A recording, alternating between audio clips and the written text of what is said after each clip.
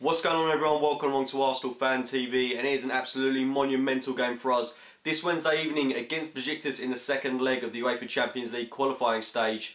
First leg, of course, ended in a 0-0 draw, one of the most open games we've probably seen from Arsenal this season, but yet again, not a very convincing performance. And the thing is, this season, although we're only 3 games in, theoretically, playing those 2 games in the Premier League and the first leg of the Champions League qualifying game, Arsenal are yet to have a truly convincing performance. Yeah, in a sense, we're getting the right kind of results. We've already picked up 4 points out of 6 in the Premier League against what I would regard as very tough opposition.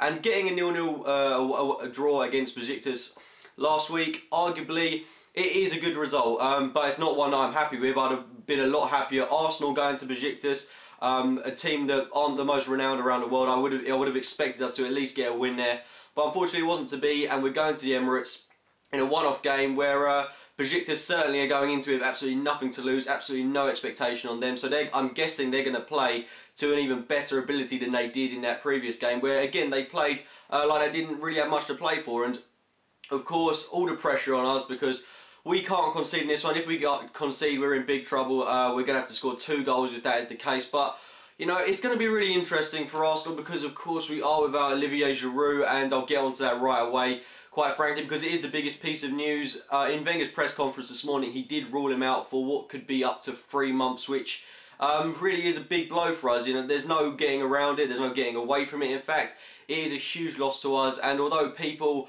have been saying this is a blessing in disguise, I don't see any logic behind that whatsoever. Because what if Wenger doesn't bring in a striker? Then we're absolutely sunk for 3 months.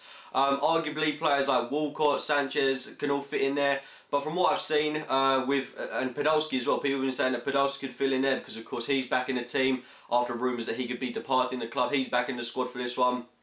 Podolski, I seem to remember when he played for us as a striker against Cardiff last season, and he was absent for the best part of 90 minutes, and he was subbed off for Bentner, who ironically came on and scored a goal in that game. And then Alexis Sanchez, who played 45 minutes at Everton. The problem with Sanchez was, although I incredibly admire that he's up there up top on his own, it does look incredibly good on paper when you've got him there, and then Ozil and Chamberlain and Cazorla, etc. all around him. It looks amazing on paper.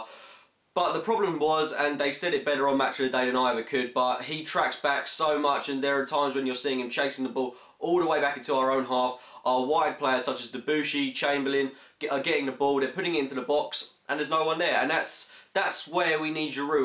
And the problem with missing Giroud is we haven't got a target man in the box, and we've got very little height going for us up top, which predominantly is going to be an issue in this one, because I'm guessing that our play is going to be incredibly narrow. We're going to be seeing a lot of tiki-taka football, which is incredibly attractive, but against a team like Besiktas, is it going to work to our advantage? At home, it may well do. You know, it is going to be incredibly difficult this game. I'm expecting to see a lot from Besiktas. Of course, I've pointed out their danger men in the preview for the game last week, but of course Demba Ba, we saw how good he was for them last week. Ozyakup as well, absolutely fantastic for them. He's going to be out to make a statement against his former employers.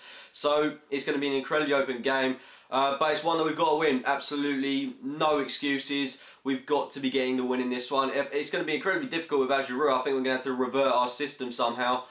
Team lineup, got to put a lot of thought into this one really. I'll go with Szczesny in goal, and then probably at the back forward, I would want to see Mertesacker and Koscielny form their partnership together. So Debuchy, Mertesacker, Koscielny, and then Monreal.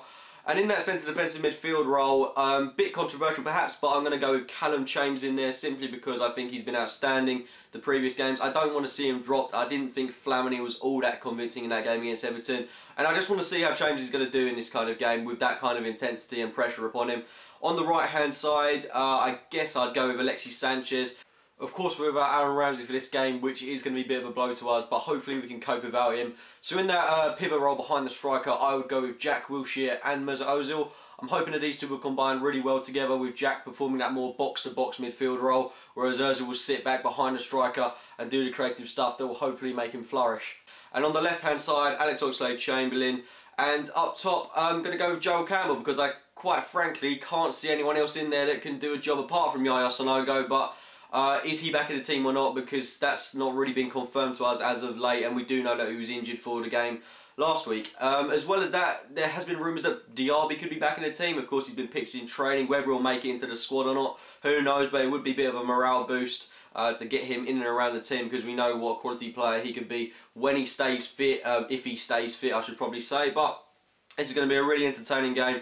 A lot of pressure on us for this one. Just important the boys go out there, do what's required of them, and hopefully we'll be in the Champions League group stage. Anyway guys, if you've enjoyed the video, please give it a like rating, subscribe to Arsenal Fan TV as well as my own channel AFC Game by Game, and as always, thanks for watching guys.